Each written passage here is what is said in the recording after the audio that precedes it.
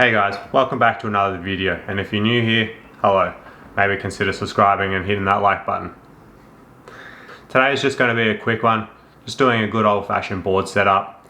I got this 5Boro deck that I set up the other week, so sit back, grab a beverage, enjoy the video, and I'll see you on the other side of the B-roll to and the setup to hear my first impressions and sort of thoughts about this deck.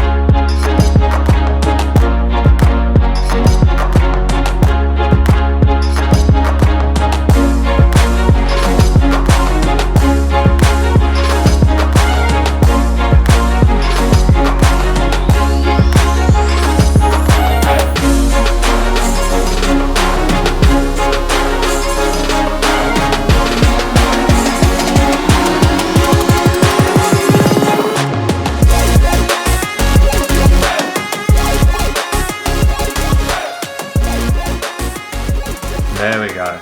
There's nothing quite like having a fresh setup, is there? Nice and crisp deck with fresh grip tape, it just feels good. So my first impressions on this was the deck was quite steep, especially the kicks. Like the concave across the board was probably medium.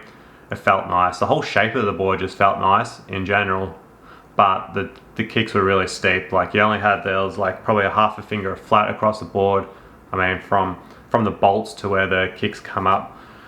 And so I was personally struggling quite a bit with that. So after like a week or so of skating this deck, I was really struggling with like my basic tricks like ollies and other things too. I was just missing the pop, getting a lot of ghost pop that you'd hear from people that might come from a mellow deck to a steep deck. I would have loved to try indies on this, as I'm riding Thunders as you see in the setup, and the indies shorten your wheelbase in a little bit, meaning that 14.25, well, I think the Thunder Hollows that I have extended by maybe 3.25, and indies extend your wheelbase by 3. So roughly, don't quote me exactly on that, but with that it means that your tail will hit the ground sooner. So that could help someone like myself, or just like help anyone who's getting a bit of ghost pop, is like shortening your wheelbase.